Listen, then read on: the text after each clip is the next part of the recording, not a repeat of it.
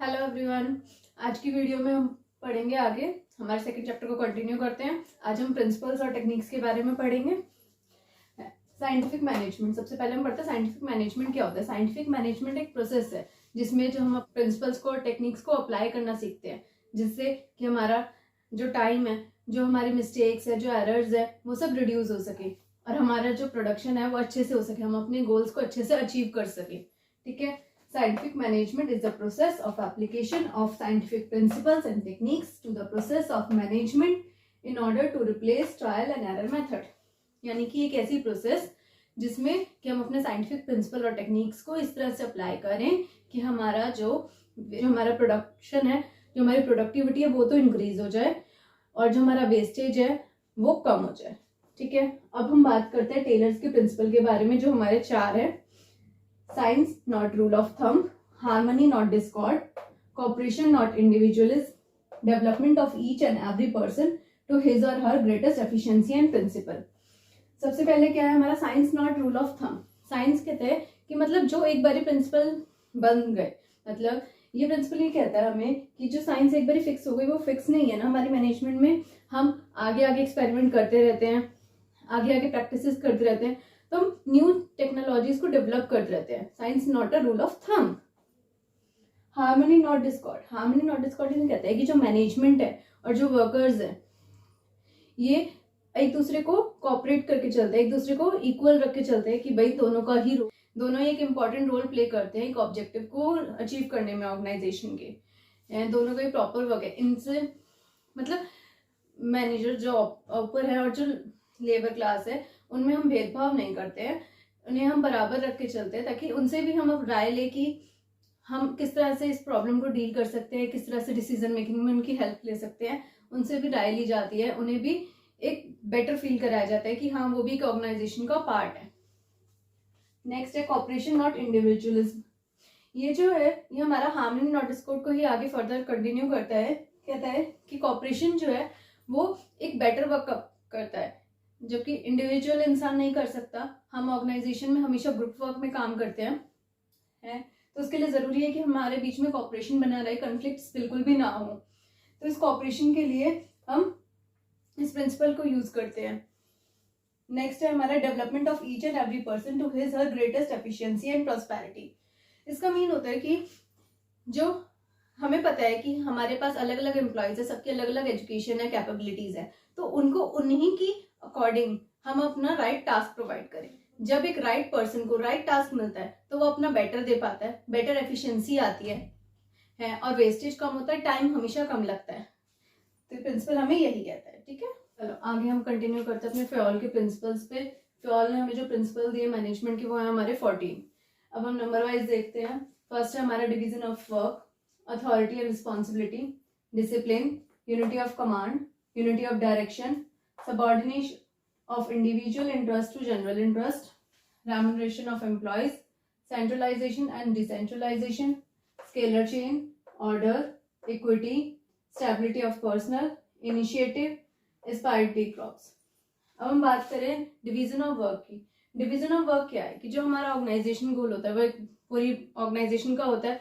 अब हम उस पूरे गोल को जो है स्मॉल स्मॉल टास्क में डिवाइड करके, ताकि वो जल्दी हो सके, टाइम हमारा कम लगे, अच्छे से हम उसको अच्छे से यूटिलाइज कर सके।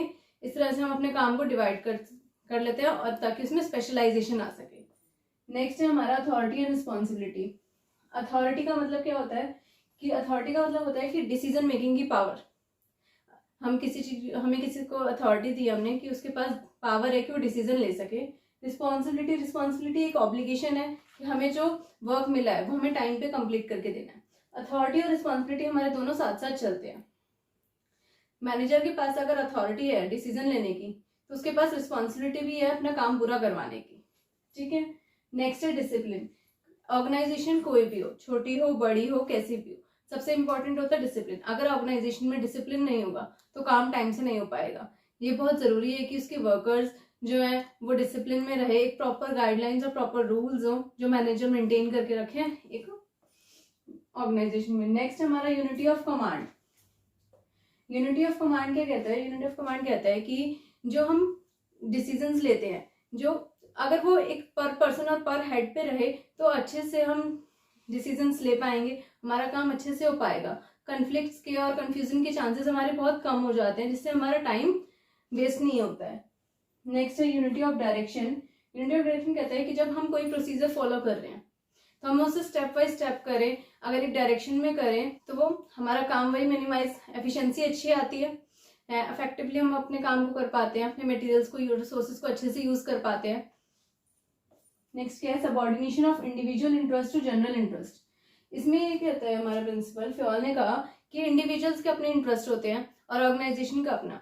हम अपने एम्प्लॉयज को इस तरह से ट्रेन करते हैं कि वो समझें कि जो ऑर्गेनाइजेशन का इंटरेस्ट जो है उसी से हमारा इंडिविजुअल इंटरेस्ट भी कंप्लीट होता है। अगर हम अपने ऑर्गेनाइजेशन के गोल को अच्छे से अचीव कर पाते हैं तभी हम अपना इंडिविजुअल गोल, यानी कि हम अपनी सैलरी टाइम पे ले पाएंगे। अच्छे से काम करेंगे तो हमें हमारे perks, bonus time to time मिलेंगे। नेक्स्ट है रेम्यूनरेशन ऑफ एम्प्लॉयज। ये भी इसी से कहता है कि एम्प्लॉयज को रेम्यूनरेशन टाइम टू टाइम मिलेगा। अगर सैलरीज एम्प्लॉयज को टाइम टू टाइम मिल रही है तो वो अपना और अच्छे से डेडिकेट कर पाएंगे। जो कंपटीशन हमारे ऑर्गेनाइजेशन में क्रिएट होता है हमारे उसके लिए, प्रमोशन के लिए, तो उसी में हम कहते हैं कि नेक्स्ट क्या है हमारा, सेंट्रलाइजेशन एंड डिसेंट्रलाइजेशन। सेंट्रलाइजेशन और डिसेंट्रलाइजेशन होता है कि एक तो सेंट्रलाइज कर देते हैं हम अपने ऑर्गेनाइजेशन को कि जो डिसीजन मेकिंग है वो सिर्फ सेंट्रलाइजेशन, जो टॉप अथॉरिटी है वही लेगी। और डिसेंट्रलाइजेशन कहता है कि जो हमारे डिसीजन मेकिंग है वो पावर हम डिस्ट्रीब्यूट कर देते हैं अलग अलग लेवल्स पे। भाई टॉप पे हमारे पास कुछ पावर है कि वो डिसीजन सिर्फ टॉप मैनेजमेंट लेगी, मिडिल मैनेजमेंट और लेवल लोअर मैनेजमेंट में। और ना तो कोई ऑर्गेनाइजेशन ऐसी होती है कि सिर्फ सेंट्रलाइजेशन पे बेस्ड हो, ना ही कोई ऐसी होती है कि डिसेंट्रलाइजेशन पे बेस्ड हो। ये दोनों पैरेलल चलती हैं। हर एक ऑर्गेनाइजेशन में अगर सेंट्रलाइजेशन है तो डिसेंट्रलाइजेशन भी है, तभी एक प्रॉपर कोऑर्डिनेशन में काम हो पाता है। नेक्स्ट क्या है, स्केलर चेन। स्केलर चेन कहता है कि एक ऑर्गेनाइजेशन में एक फ्लो बना हुआ है। भाई टॉप लेवल है, लोअर लेवल, मिडिल लेवल है, फिर लोअर लेवल है, तो उसी फ्लो में हम काम करते हैं। हम अपनी चेन को ब्रेकआउट नहीं कर सकते। भाई अगर वर्कर्स को कुछ पूछना है तो वो अपने सुपीरियर से पूछेंगे, ना कि सीधा मैनेजर के पास जाएंगे या फिर टॉप लेवल पे। नहीं, ये एक चेन है तो वो चेन की तरह ही हम अपने काम करेंगे। ये चेन, अगर कोई बहुत इमरजेंसी आती है, हमें एक चेन तोड़नी पड़ती है, तो उसको हम गैंग प्लैंक कहते हैं। नेक्स्ट क्या है, ऑर्डर। ऑर्डर भी हमारा वही है कि भाई हम एक ऑर्डर में लेकर के काम को चलते हैं। भाई हम कोई भी काम कर रहे हैं, भाई जैसे हमने कोई भी प्लानिंग करी है, कोई प्लान हमें एग्जीक्यूट करना है, कोई गोल अचीव करना है, तो वो एक प्रॉपर ऑर्डर में चल रहा है। हमें पता है कि हमारे पास इतने रिसोर्सेज हैं, इस टाइप से हमें काम करना है।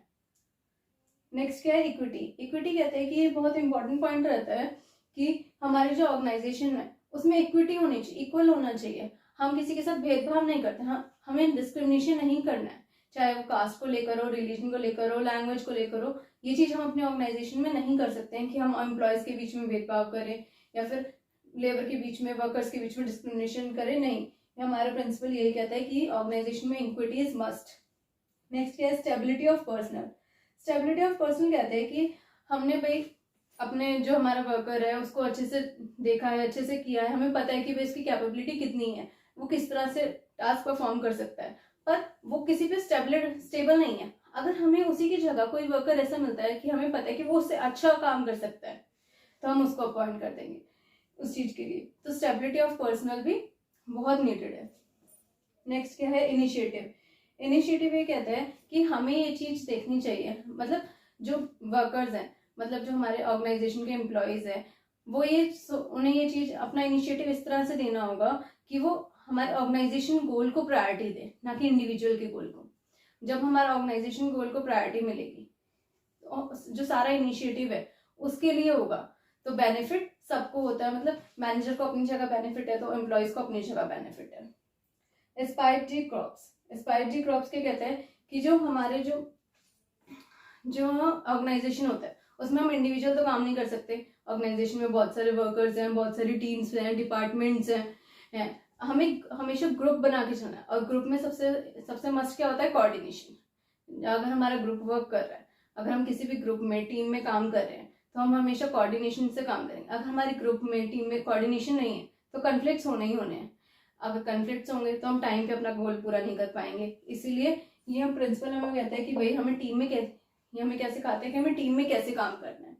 ठीक है, ये है हमारे 14 प्रिंसिपल्स फ्योल। हमने जो अपने फ्योल के प्रिंसिपल्स पढ़े हैं, ये हमारा बहुत इंपॉर्टेंट टॉपिक है। इसमें जैसे कि यूनिटी ऑफ कमांड और यूनिटी ऑफ डायरेक्शन, इनका जो डिफरेंस बिटवीन है ये हमें एनसीईआरटी में दे रखा है, तो आप इसे वहां से चेकआउट जरूर करेगा।